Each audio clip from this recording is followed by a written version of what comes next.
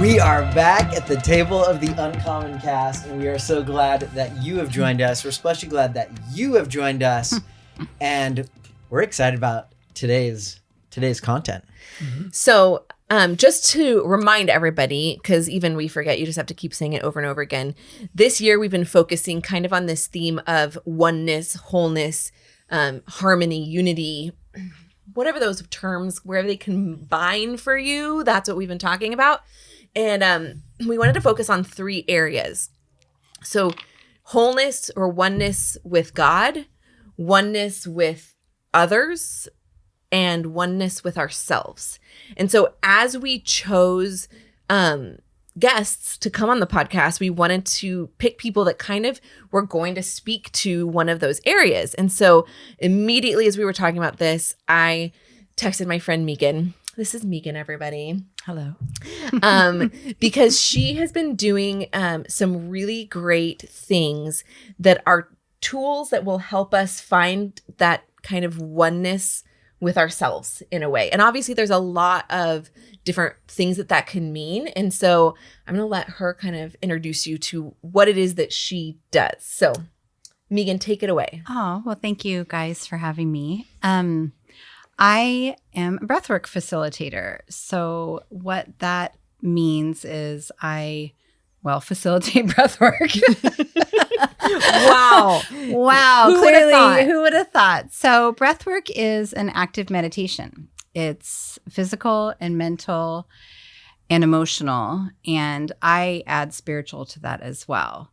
And instead of when you do a traditional meditation and there's a lot of mind chatter happening when you're doing it, breathwork pulls you out of that. So you're really putting awareness around how you're breathing and moving energy through your body with your breath. And that can help with a myriad of things.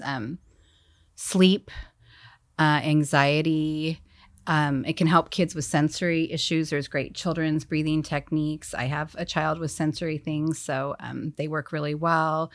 There's been big studies with depression. So just there's a huge gamut of what it can support and help. So now, so this is new, and I know probably for so many of my friends, so many of our watchers, like there are certain things we just never think about. You don't have to put any work into. Your heart beating, blinking, breathing is one of them, right? So hearing about putting conscious work into breathing in the area of meditation or facilitation of breathing is honestly a new concept for me as well. And so how did you find yourself entering into the space? Well, I think I've always kind of meandered around like just the wellness world in general for years now. I look back and it's been, I was in my 20s and it's been a while, we'll say. And so I've always kind of been on that journey. I remember doing yoga back when I lived in San Francisco, and that was mid-20s. And breath is part of there's an 8-fold path with yoga. I believe that's what it's called. And that's one of the limbs. Like you have to learn, that's what it's believed to get closer to your essence, closer to God, closer to spirit. And it's one of their paths to deepen yoga poses. I think in the Western land, we do yoga for exercise. We think very, there's less awareness around it. So for me, I honestly don't know. I stumbled upon it a couple years ago.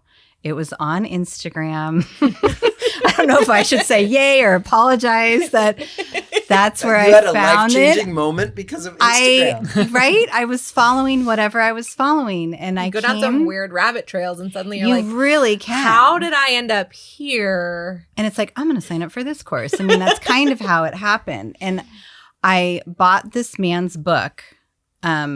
For whatever reason, truly, it was like a thing. I just thought, oh, this sounds great.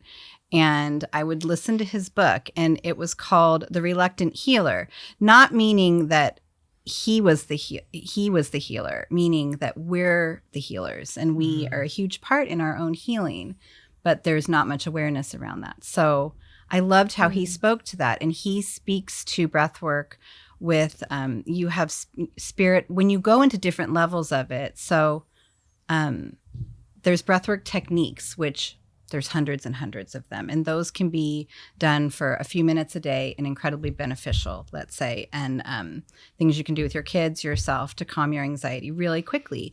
Then he discussed breathwork healing, which sounds like, but it is about you being the healer of your own body. And it's a more extended amount of time. Dawn experienced one of those classes. And it's really meant to get in and move that energy. When you tap into your breath, like I said, it takes you out of your mind and you get a lot of physical sensations. Oftentimes you can feel your old injuries appear. He talks a lot about trauma in the body, and people have healed a lot of old traumas. And I'm not by any means a trauma expert, so I don't want to say that I am. But it's just been it's been like an invaluable tool for him to help people with cancer. And people come to him with the last minute of, well, you're the final thing. I've heard about you. I'm out of options. Mm-hmm. So I was really intrigued by his take, which was really the only take I had technically at the time. And I just thought, I want to do this. I had taught bar for 5 years, and when I stopped for multiple reasons, what I missed was the connection to clients. I really missed feeling like I had been of service during class. And a lot of that had to do with talking to people after or talking before. And they felt better for whatever reason they felt. Like they came in feeling like poop and left like just having moved their energy. So I felt very called to do it. And I said to my husband, I'm like, so I want to I'm this breathwork guy and I want to sign up and I want to do this. And he was like, okay, whatever. Let's give everyone a picture of Mike. Right. With a beard that's like a third person. Oh my gosh. At the time it was Mike. Not like that. This is COVID. And beard. you said, I just want to go breathe with a guy. And his response was, okay. All right. But it was COVID too, so it's been on Zoom. All right. So you're breathing virtually with a mask. We've been virtual for the whole time because I started last summer, I guess, was my first training with him. Mm-hmm. Yeah, spring. It was spring. It was about a year ago. Mm. But I just felt very, very called. And I just really felt that connection to spirit and body and the healing aspect of it. And I think that we don't know how powerful we are. And I think I've learned that over the years more and more, how we are capable of so much, but we don't know that. So we know something about you at this table that maybe not everybody that's listening knows, which is that you are a Jesus follower. Mm-hmm. And a lot of the words that you have said right now sound very like woo-woo-ish and new agey and like, oh, if I am anywhere in the sphere of following Jesus, that is I don't know how I feel about energy, movement, and breathing. I don't know about healing myself. God the healer. Right. Yeah. So, tell us a little bit about that journey for you. Like, how did your faith intersect with what you're doing? Well, what you just said about God being the healer, I'm not saying like we can all go out and be like, hey, I broke my, whatever. Sure. But when I look at other ways it is taught, and I understand the woo-woo aspect of it, and you can definitely go that route with it. It's very easy to do. I think you can do that with a lot of things now. But I have a ton of faith, and I always have, and I don't feel a disconnect there. I feel like I understand when people can see a disconnect there, but like for instance, I grew up in the Catholic Church, which I've mentioned before, and I remember sitting there as a child, counting hats because I was bored. And we all dressed in the Catholic Church because that was the deal.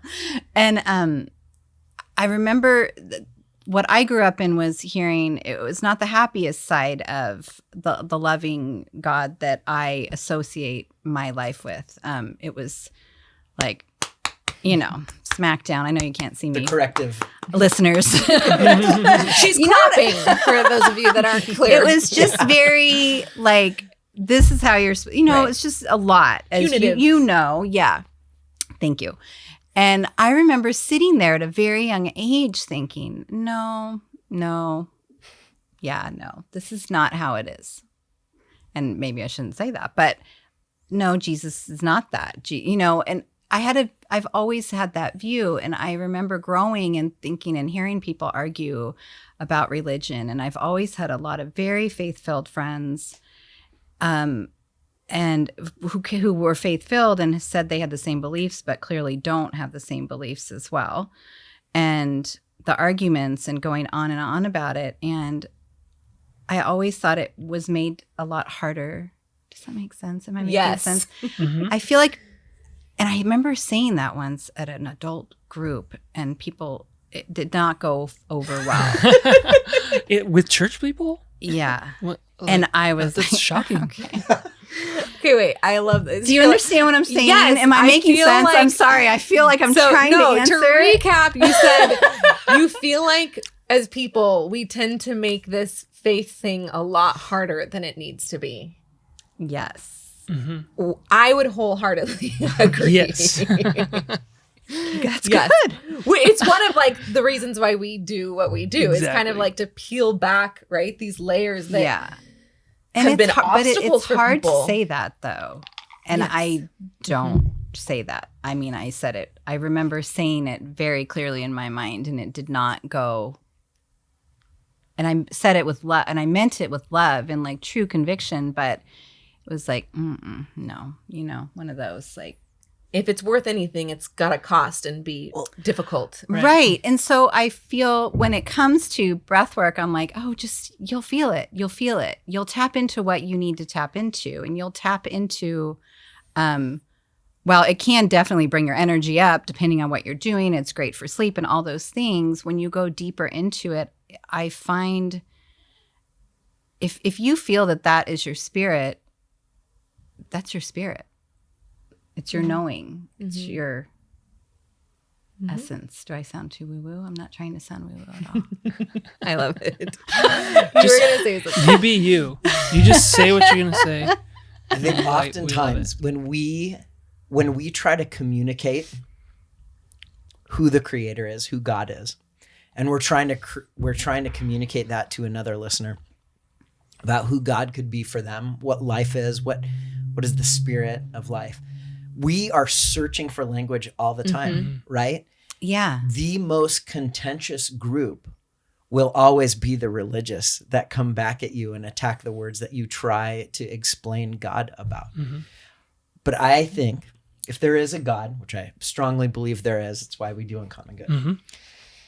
that God winks and smiles when we try to communicate the closeness of who he is for all of us, right? Yes. And I think he winks Totally. and smiles and encourages us when we get creative with those words to not use words that someone else gave us, but words that we're feeling about the very breath of God that we feel and want for others. Yeah. So no, I applaud the creativity and the searching for words to say it in a way that's personal and intimate about who God is for you, that you want for others, that what breath work can do for others and how God designed us for that, for others.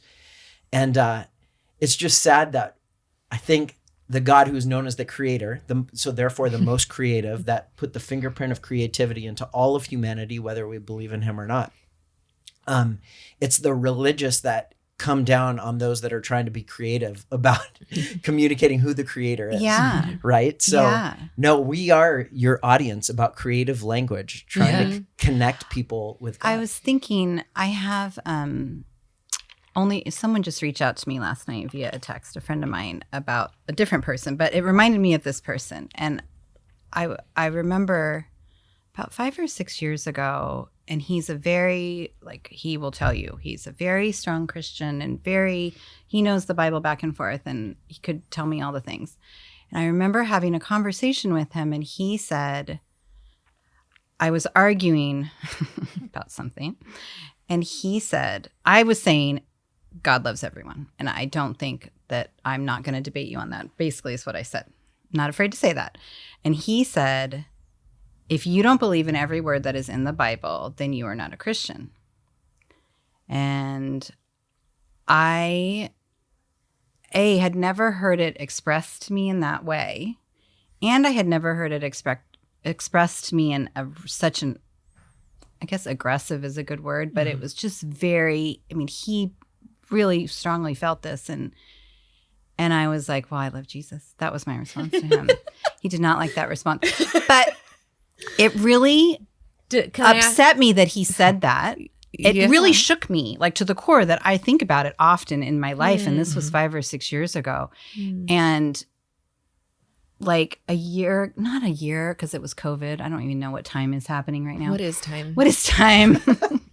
And Finn asked me if we were Christian. I was driving him to church, and he said, Finn is your son. Finn is my son. He's 11. And I love going to church. Like, I love it. Love it. Love small group. Love all the things. And he said, are we Christian? And I was like I really sat there because I had been complaining and sounding probably not very Christian to what people would say to me. But I was like, well, and I stopped myself and I said, I love Jesus. And do you love Jesus? You know all about Jesus. And he's like, yes, I do. I said, I know what you're talking. I knew why he was asking. And I said, I feel, me personally, because I'm trying not to put anything out there on them that my kids that I don't want to influence, but that's hard because you're the parent. But I was saying, I think that there's a lot of, we can cut things out, right? Yeah. Totally. I was just going to say, I said to him, Christians give Christians a bad name. Christianity, that is what I said. We probably should get that out, though. No, it's fine. No.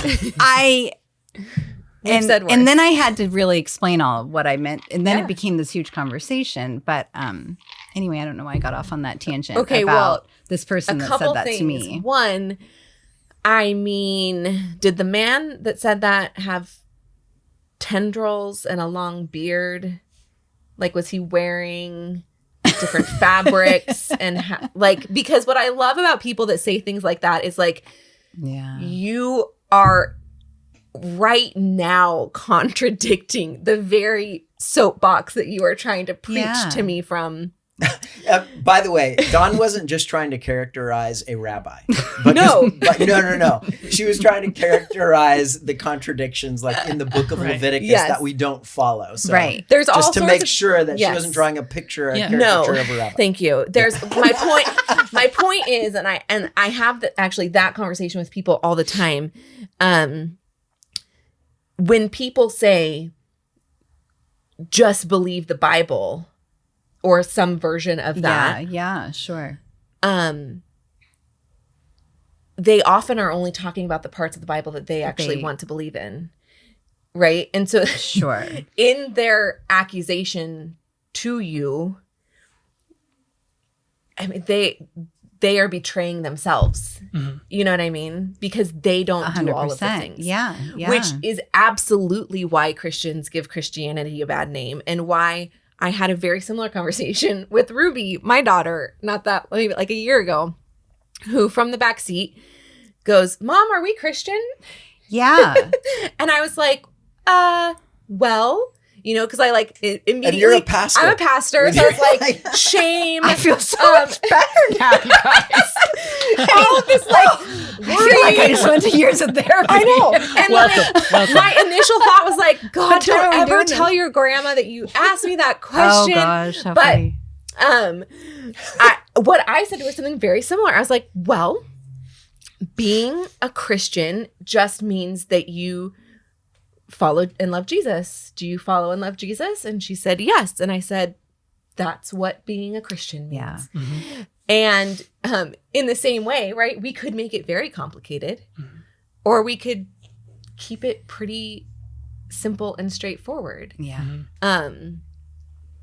Which I think is actually like way more helpful for people. Yeah. And as you're talking, as we're talking about this, like, I love thinking of the analogy of faith as like taking breaths, you know, this true relationship that you have with God. It can be as easy as just walking around and breathing.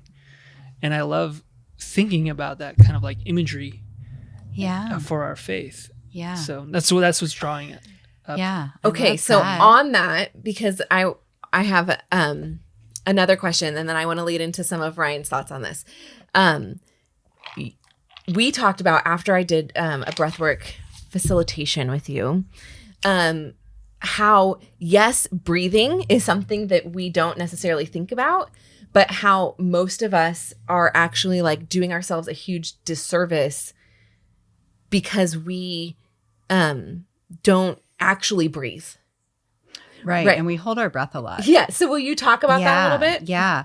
I mean, even the joke in classes at Forward, when we would do bar classes for years, they'd say, don't hold your breath. And you're like, I was holding my breath, you know, and because anytime things get hard, your initial instinct is to like, it's just a normal physical reaction. Yeah. Is for you to go and hold your breath, or any surprise, like, it's just really across the board. It happens all the time. And people, like, I think I mentioned, breathe very shallowly in general as well.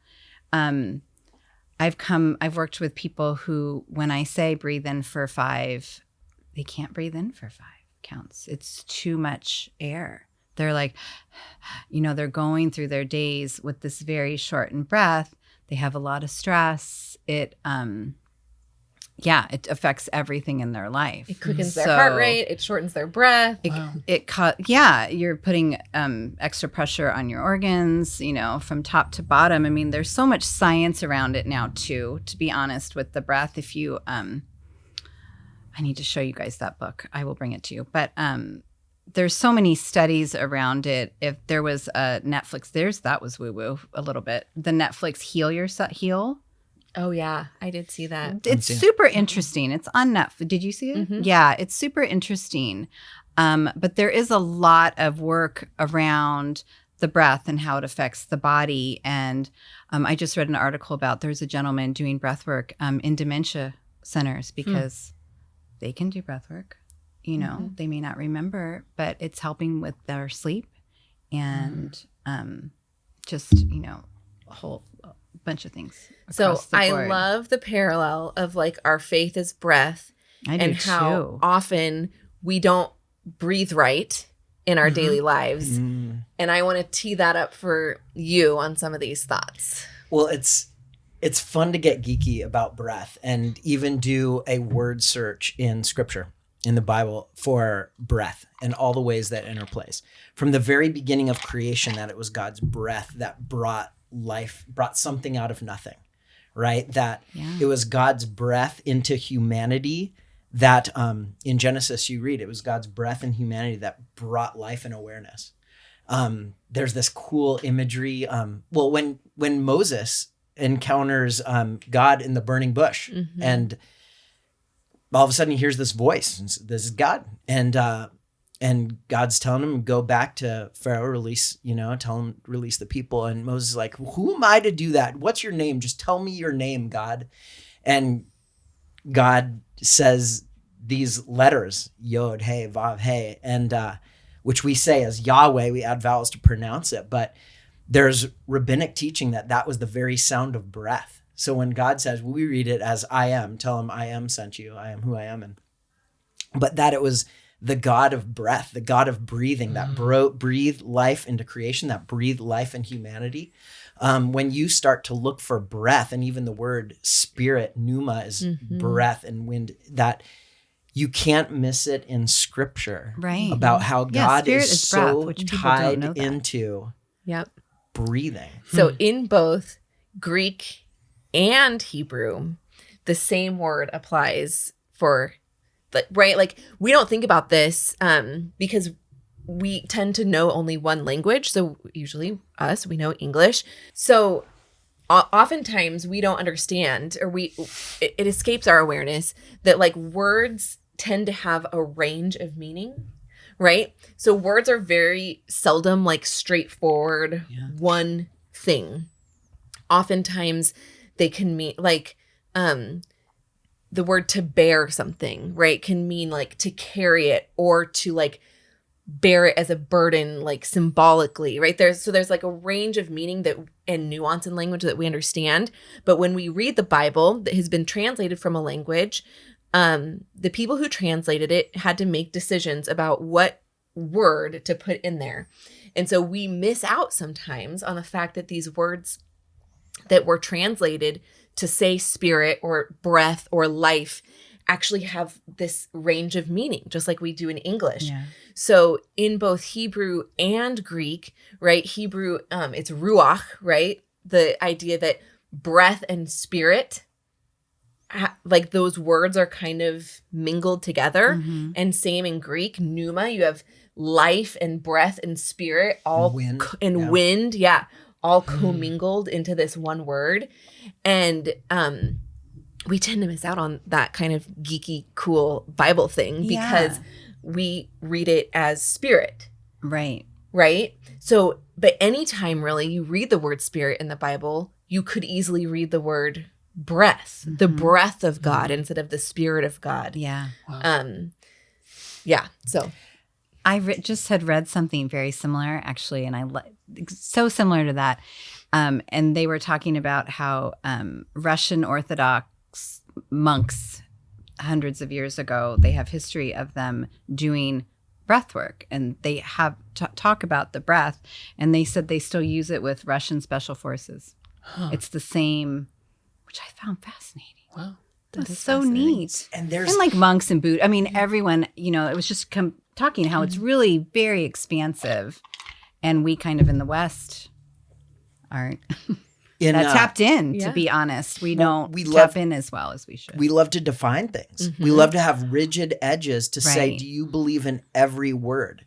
Because it's more mysterious when you read the Bible say, do you believe in the meaning of this phrase rather than believe in every word, which is English, and it's different in Spanish, and it's different in Greek and different in Hebrew. So back to that guy, is what we believe in as we read scripture is the meaning that points to the God behind scripture. Mm-hmm. It's not the words that we worship, right? It's the God behind it. Yes. And I do agree. It is the God of breath. You should have a podcast.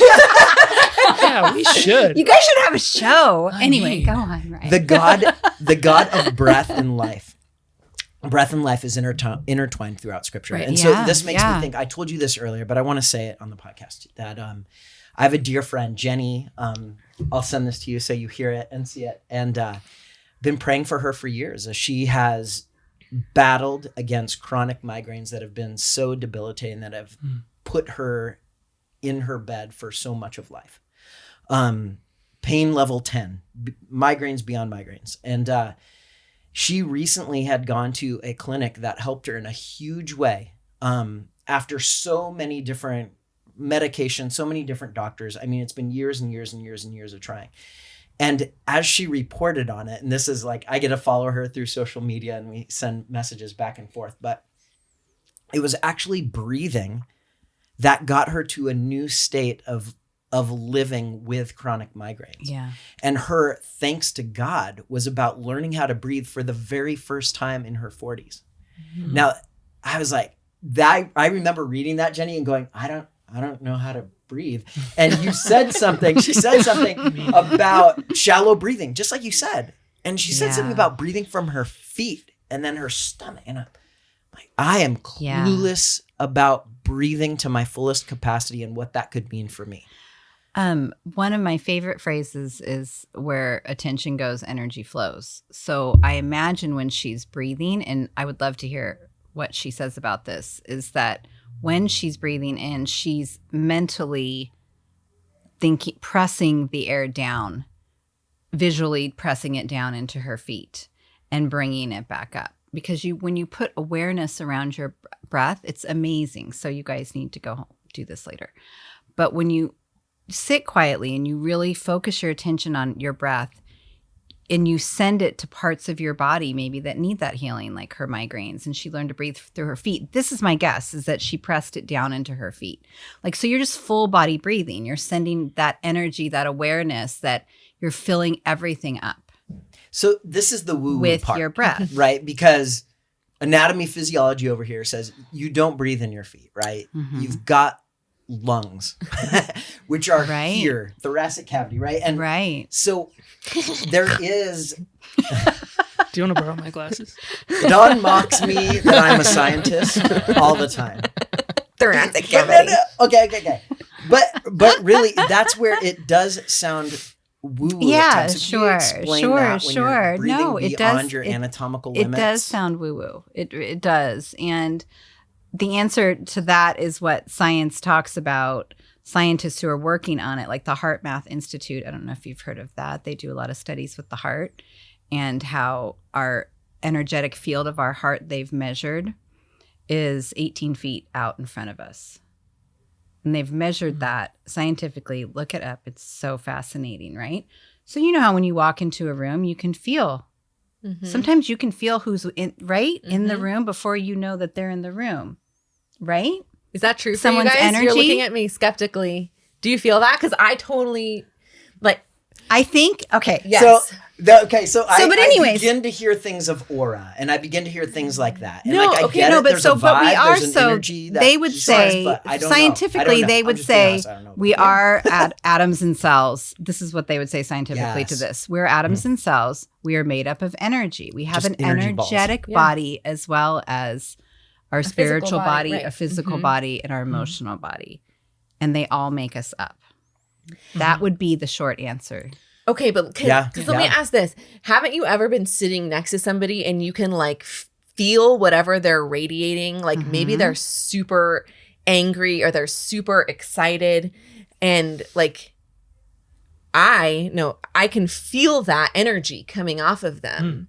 In the same way that I remember when we used to think about having hard conversations with people, I would imagine the energies of those people in the room that were going to make the optimal equation to have this hard conversation, just because like people's energies are And knowing how you could work through that Yes. conversation. right. Yeah, I hear all that. Yeah. That's so funny. I I get love that your face. conceptually. Well- I don't know. I love your face. Yeah. He's like, I get it conceptually. I've never perceived it, and maybe you're more empathetic than you think because you always talk about how you're not empathetic. oh, you are. But I get that conceptually, but yeah, I've never really experienced it, so I can't really relate. Yeah. But Anyway. I'm interested in it. Yeah. I mean, That would be the short answer, though, is that it's an energetic, Yeah, and I get that. We are organized packets of Yeah. energy bouncing off of each other all the time. And you do feel someone's vibe and their energy as they come in and impact I feel it others. so often and have since I was so young that it was, and I see it in my kids, one more than the other, really takes in people's energy to the point and I just now, 40 something, older than everyone here. I just now really have learned how to harness that a little bit. And I still struggle with that because it can be very overwhelming to have when I was teaching, it was when I most felt it. And I had to learn to, okay, this isn't about me. They came from work. They're there. She's had a bad day. And I would have to kind of shut it out to get through just an exercise class, if that makes sense, to get through. Well, and I think you it's can think hard. of people like, what's our dear friend Ken? What is one of his primary ways that he hires people? Do they lift your spirit when they walk in the room? So good. Yeah. Right? Yeah. That I resonate with that idea so Yeah. deeply because my body physically Surround responds yourself. to people. Like, Totally. yes, Yeah. my spirit gets like I respond to people differently. Anyways. Yeah, see, that's always felt more emotional than physical for me. And maybe it is physical and I'm just perceiving it as emotion. Mm-hmm. It's always been more like I get bad vibes from people, or like but that's what I would say too. It's a bad vibe. They're kind of like a negative person to be around. And I perceive that as being like my interactions with them more so than like their presence. Does that make sense? Yeah. So I kind of get it. Semantics, I suppose. There's a song that I was geeking out on as we knew we were going to talk about breath, and I was so curious. I'm like, where are we going to go? I'm so excited for Megan to tell us about what she's been doing with breath work and facilitating. Tell us how she's breath. been breathing. But for a long time, and I don't know, like, do you guys remember, like, we were all Numa fans with Rob Bell. Huge Numa fans. Numa fans. I still am. I think they were great. I still think they're good. If anyone dislikes Come at me me, because bro. of that, you're not my people. You're not my audience. But that was before he was labeled a heretic anyways. Exactly. So, So he did Rob. a great one on breath and breathing. And and that's what sparked me and awakened me to it. But there's a song that came out years ago called The Sound of Breathing. And it's by a guy, Jason Gray. And I hadn't listened to it in years until we started talking about doing this. So this afternoon, I was like looking it up. I'm like, that was the song I heard. And it has these awesome lyrics because breathing is deeply spiritual. From a God of breath and a God of life and spirit and air and wind. It's deeply spiritual. But it says, here are the ending lyrics of this song. And especially you need to check the song out later. But it says, in him we live and move and have our being.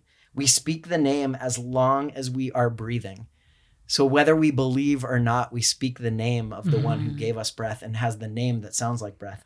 So breathe in and breathe out. Doubters and deceivers, skeptics and believers.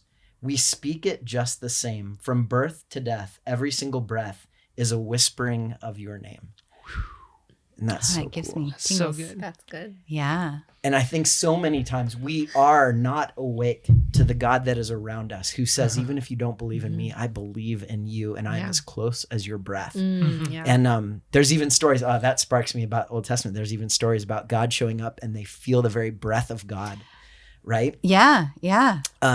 Not in fire, not in earthquake, not in that, but Yeah. just the whisper, closeness of breath of God to say, I'm for you, I'm with you, I believe in you. And so as people are hearing about breathing, where does one start? To hear this, where would one start to learn more about breath work?